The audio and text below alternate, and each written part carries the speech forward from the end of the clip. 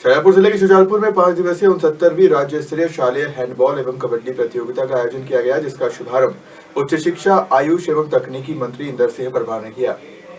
5 दिवसीय 69वीं राज्य स्तरीय शालेय हैंडबॉल एवं कबड्डी प्रतियोगिता के शुभारंभ के अवसर पर विशिष्ट अतिथि के रूप में पूर्व जिलाध्यक्ष भाजपा अशोक नायक, जिला उपाध्यक्ष भाजपा नरेंद्र यादव, जिला महामंत्री भाजपा विजय सिंह बैस, नगर पालिका प्रतिनिधि बेनी प्रसाद परमार, वरिष्ठ भाजपा नेता जेपी परमार, जिला क्रीड़ा अधिकारी बीएल गोयल सहित अन्य गणमान्य मंचासीन रहे।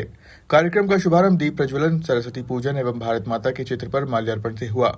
इसके पश्चात उज्जैन जिला क्रीड़ा अधिकारी लोकेंद्र सिंह तोमर के नेतृत्व और संस्था क्रीड़ा प्रभारी गोपाल कारपेंटर के निर्देशन में विभिन्न संभागों से आए खिलाड़ियों ने आकर्षक मार्च पास्ट प्रस्तुत किया। मंच के सामने से गुजरते समय अतिथियों ने पुष्प वर्षा कर खिलाड़ियों का स्वागत किया। तत्पश्चात ध्वजवंदन हुआ। मुख्य अतिथि इंदर सिंह परमार ने उद्बोधन में कहा कि भारत में प्राचीन काल से ही खेल संस्कृति का समृद्ध इतिहास रहा है। एनसीसी छात्रों के पहले 2 केजी तोमर सर आदरणीय तीरंदाजी जी के बहुत अच्छे प्रशिक्षक हैं। सबसे आगे बहुत पश्चात हमारी एनसीसी की छात्राएं और छात्र जो ये प्रतिज्ञा लेकर के किसी भी समय राष्ट्र के लिए और भोपाल राजा भोज की नगरी से पधारे सबसे पहला संभाग भोपाल संभाग वो भी इसी क्षेत्र से संबंध रखते हैं। जैसे सलामी देता हुआ निकल रहा है।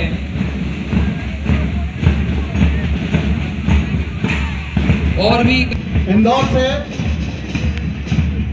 देश की दूसरी राजधानी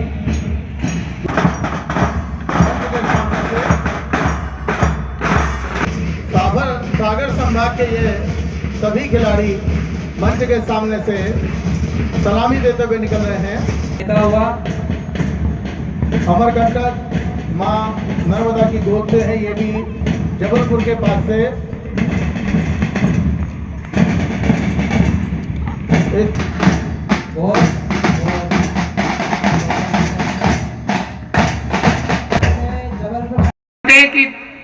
जो जीवन है, ये जीवन किसी एक चीज से उसका निर्धारण नहीं होता है, चलता नहीं है।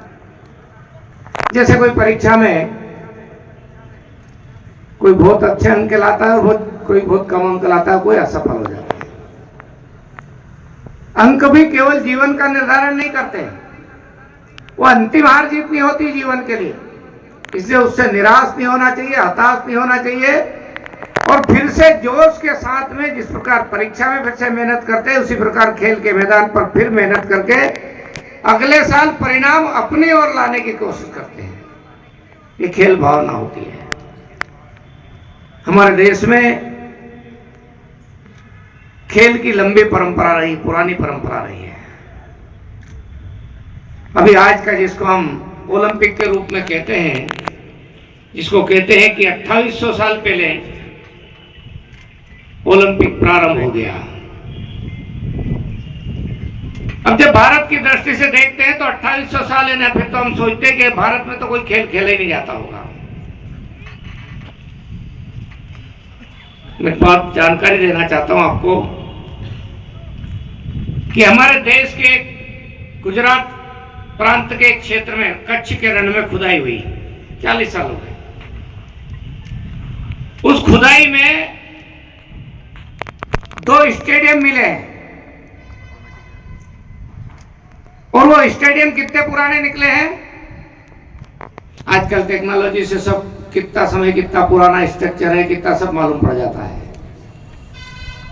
5,500 साल पुराने 2 स्टेडियम भारत में मिले हैं।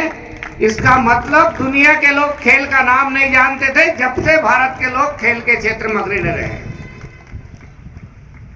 स्टेडियम में बड़े सामूहिक खेल, इसलिए धारणा बदलनी होगी कि भारत के पास खेल नहीं थे। भारत के पास खेल थे, सामूहिक खेल थे, बड़े खेल थे और उसके साधन भी उपलब्ध थे।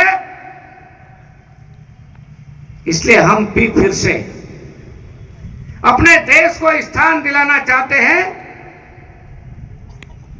जिसका हकदार भारत बहुत पहले हो जाना चाहिए था। हमारे क्षेत्र में भारत को अग्रणी ले जाने का संकल्प लेते हैं। एक स्कूल से प्रारंभ होकर के बाकी आगे बढ़ते बढ़ते हमारा खिलाड़ी देश का नाम रोशन करता है, इस धरती की जय जयकार दुनिया के मंच पर करके आता है। पहले हमारे लिए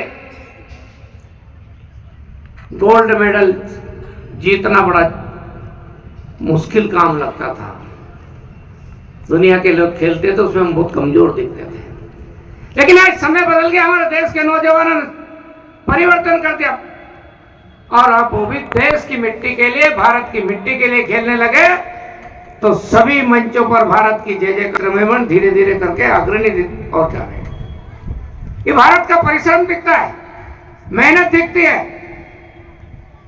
इसलिए मैं तो केवल एक बात कहना चाहता हूं कि जिस प्रकार से शिक्षा के दर्शन में भारतीयता को प्रवेश करने का समय आया है, हमारे सामने प्रेरणा भारत का खिलाड़ी होगा, हमारे सामने वैज्ञानिक होगा तो भारत का होगा,